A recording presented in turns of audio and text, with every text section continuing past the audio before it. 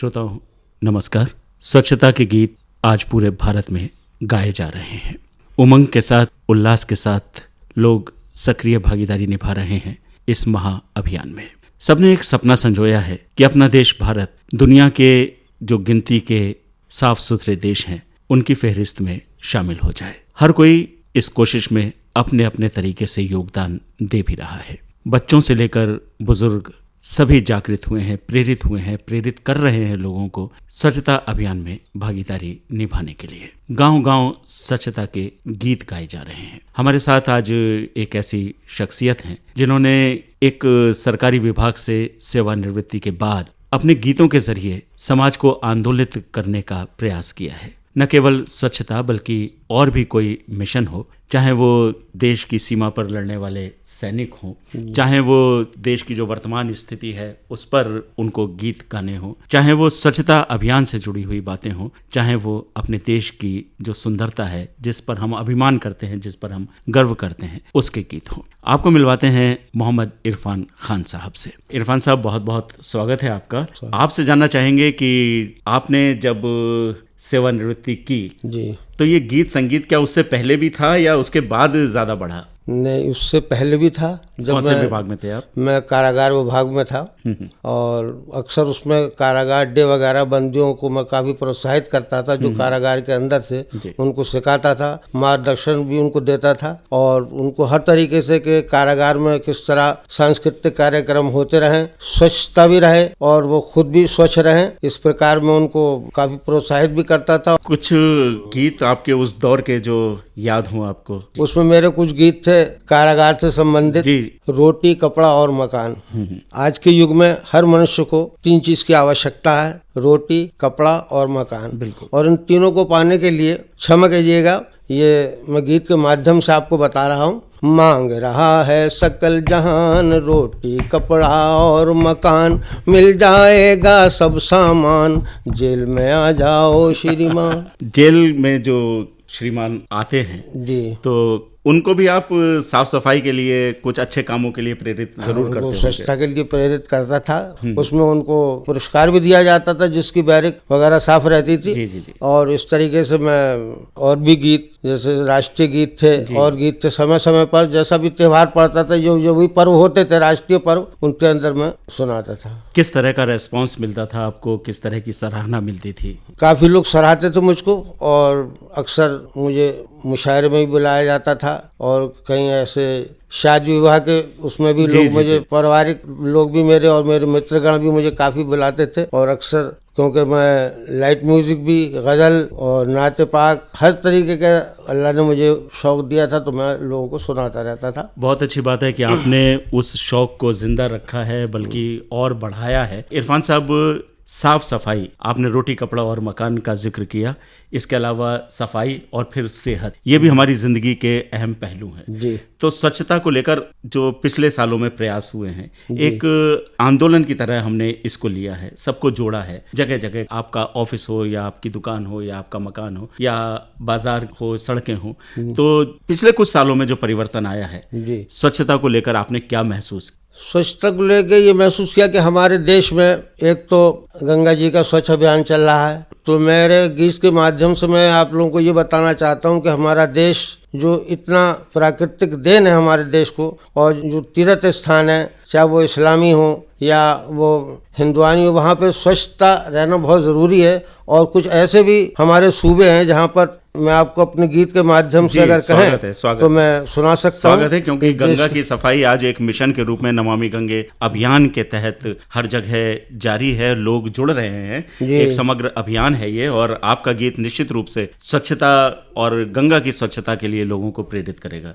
तेरे चरणों पे मस्तक झुकाए गगन, तेरे चरणों पे मस्तक झुकाए गगन, मेरे हिंदुस्तान, मेरे प्यारे वतन, तेरे चरणों पे मस्तक झुकाए गगन, मेरे हिंदुस्तान, मेरे प्यारे वतन। वृंदावन तेरे भक्ति का वरदान है, धर्म नासिक है अजमेर ईमान है, रूह दिल्ली तेरी बम्बई जान है, लखनऊ तेरे होठों की मुस्कान है बनारस, है बनारस तेरे हुस्न का बाकपन, है बनारस तेरे हुस्न का बाकपन, मेरे हिंदोस्तां मेरे प्यारे वतन, तेरे चरणों पे मस्तक झुकाए गगन, मेरे हिंदोस्तां मेरे प्यारे वतन। हिमगिरी दोष पर दूधिया शाल है, विंध्याचल तेरे गर्दन में जयमाल है, एक हथेली पे एक शम्मा बंगाल है, एक पे कश्मीर फूलों भरा थाल है, तेरे जूड़े में गुजरात खिलता सुमन, तेरे जूड़े में गुजरात खिलता सुमन, मेरे हिंदोस्तां मेरे प्यारे वतन, तेरे चरणों पे मस्तक झुकाए गगन, मेरे हिंदोस्तां मेरे प्यारे वतन। नंदा पर्वत तेरे सर का ताज हसी, खत नेपाल है काकुल रही, है मसूरी तेरी खंदा खंदा जबी, मथुरा काशी तेरे आरज़े आतिशी, शिमला नैनी तेरे तीखे तीखे नयन, शिमला नैनी तेरे तीखे नयन, मेरे हिंदोस्तां मेरे प्यारे वतन। है कुतुब तेरी अजमत का ऊंचा निशान, है कुतुब तेरी अजमत का ऊंचा निशान, लाल किला है सतवत की एक दास्तां, ताजदीन तहजीब का एक जहां, हुस्न जिसमें आया और मोहब्बत पिन्हा, गारा जनता में है फ़ख्र इल्मो दफन, गारा जनता में है फ़ख्र इल्मो दफन, मेरे हिंदोस्तां मेरे प्यारे वतन।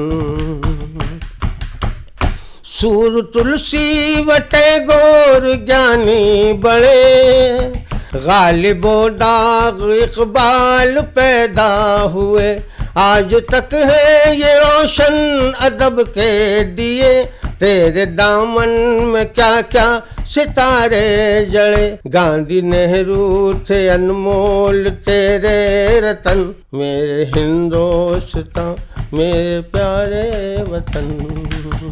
बहुत खूब इरफान साहब, स्वच्छता की बात जब चलती है, क्योंकि हिंदुस्तान की बहुत खूबसूरती का आपने वर्णन किया, हम आज जो हिंदुस्तान देख रहे हैं, तो जब हम तस्वीरें देखते हैं, कोई भी तीर्थ स्थान हो, वहाँ पर कूड़ा करकट पड़ा हुआ है, गंदगी से सारी जगह भरी पड़ी हैं, तो दिल को तकलीफ ज़रूर होती होगी आपकी। क्या मन में आता है और क्या कुछ करने की बात सोचते हैं? हम चाहते हैं कि पहले तो मैं स्वयं करूं, फिर अपने परिवार को लेके, अपने साथियों को लेके और कुछ मित्रों को लेकर के उस अभियान के तहत जब हम चलाएंगे तो इससे और लोगों को भी उत्साह मिलेगा। इरफान साहब, लोगों की जहनियत बदलने की ज़रूरत कहीं महसूस नहीं होती? क्योंकि हम अपना घर तो साफ कर लेते हैं और कूड़ा करकट लिया और बाहर डाल दिया है, जिससे उससे हमारा ये एक बहुत बड़ी समस्या है हमारे देश में, और इसको सुधारने की काफी कोशिश कर रहे हैं, प्रयास नगर पालिका के द्वारा भी की जा रही है। तो खाली सरकारी प्रयास काफी नहीं होंगे, लोगों को भी अपने मन से सोचना होगा। जी हाँ। इधर जो कोशिशें हुई हैं उनको लेकर आपकी क्या राय है? काफी हैं या और कुछ होना चाहिए? अभी तो कुछ और भी आगे कदम बढ़ाना है, क्योंकि